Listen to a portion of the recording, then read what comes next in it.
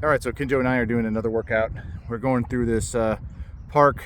I can't even remember what it's called actually, but it's beautifully. Go around this pond a few times.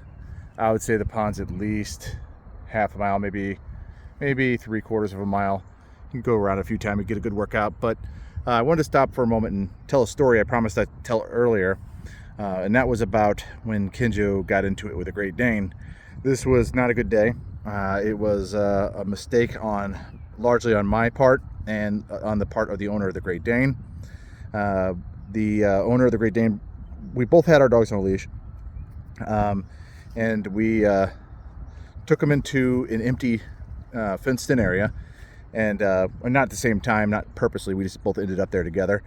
And whenever his dog, I took the leash off my dog and then let him run around, and then he took his leash off his dog and let him run around, and I went up to him and I said, "Hey, just so you know, this is an Akita. He doesn't get along with everybody, especially large dogs. So I'll keep a watch on him." And so that was probably my first mistake. I should have just leashed him and taken him out, but he was in a good mood and he was playing and just running around, so it seemed okay at first. But then he came back over to me, and then the Great Dane came up to me, and Kinjo growled. And so I grabbed him by his collar. I had him focus on me, made him sit, and I told the owner, I said, "Hey, he growled, I'm going to discipline him." And he's like, "Oh, don't worry about it. It's not a big deal." And I'm like, "Well, no, he's an Akita. It can be a big deal." And he's like, "Hey, my dog's bigger than yours. Don't worry about it."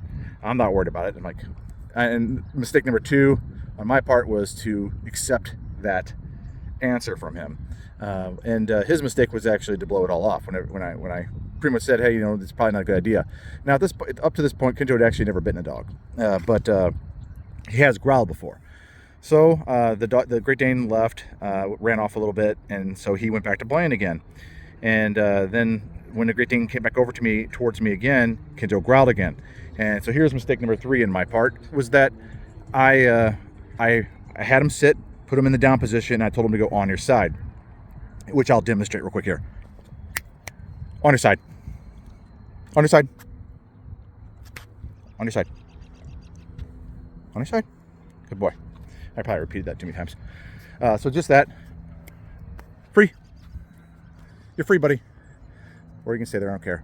But so I had him do that. And that was, I was trying to basically discipline him for the growling and such. And then the Great Dane came back over when he was in this down position. Now that's a more vulnerable position.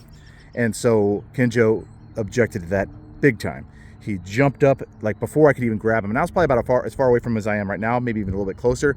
And he leapt from his side up to his feet and it just jumped and grabbed that Great Dane by the back of its neck and barreled it over. Now keep in mind, Kinjo's a big dog. He's 115 pounds, 26 inches at the withers. But this Great Dane towered over him and had a good 30 pounds on him at least, maybe more. But he grabbed a hold of that thing's neck and barreled it over, and it started yelping, and Kinjo shook when he had a hold of his neck. Now that's not just a fight, that is a kill attempt.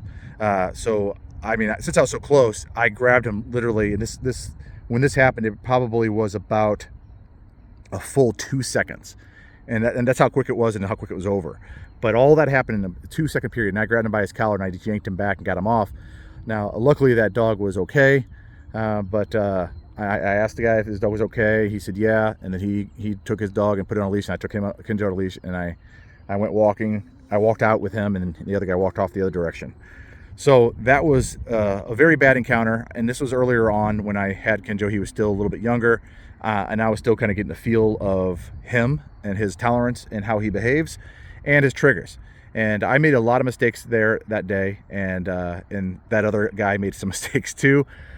He seemed to blow off everything I was kind of concerned about, and the way he was blowing it off made me feel like maybe I was overreacting, because again, up to that point, Kinjo hadn't bitten a dog. But I had to say, when it happened, I felt sick to my stomach. First time I ever actually felt a little bit scared of my own dog. It was a pretty terrifying moment, just how quickly he jumped up and grabbed a hold of that thing's neck. And it didn't know what hit it. It happened so quick, and it was yelping, and he was shaking, and it was not pretty. Now, I don't know how, but there was no blood drawn, no marks made.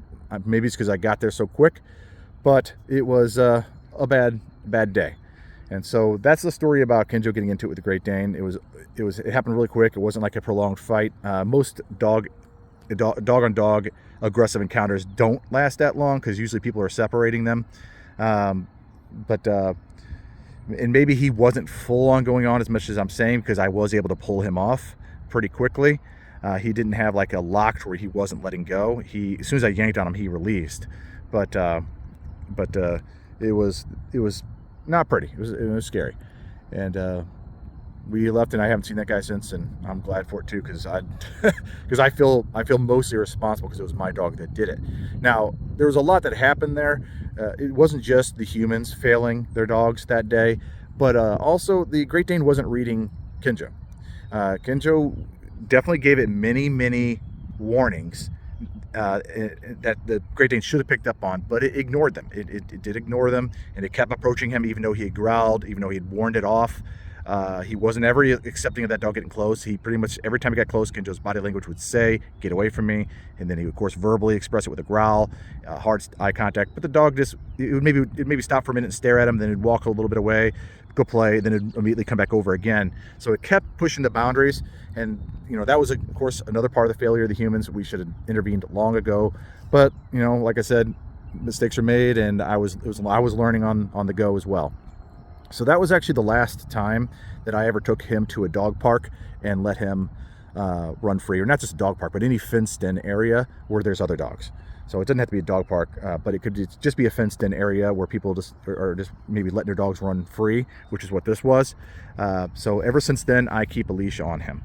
Now he does still occasionally, not very often, but he does still occasionally communicate with a growl if he doesn't like a particular dog. And I heed those warnings, and I'll take him away from the situation. Sometimes I'll correct him if I feel it's completely unwarranted, like if he does it to a puppy or something like that. But if it's another dog, give him strong eye contact and kind of challenging him a little bit, I'm not going to punish him for growling back. I'm just going to keep control of him because I do have him leashed, and I'm going to exit the situation with him. But anyway, that's the story of the Great Dane. It's not a fun story. It's not anything I'm proud of. It's actually a very embarrassing and sad day because I was really worried about that dog, because he barreled the thing over so quick that it really let me know exactly what he's capable of if he loses his cool. Now, I've worked a lot on calming him down since. We've passed reactive dogs all the time on leash. I have him leashed. The other dogs are trying to get at him. He ignores them. He's really good for the most part, but occasionally there are still dogs that he doesn't like, and I'm getting a lot better at spotting which ones it may be from their body language.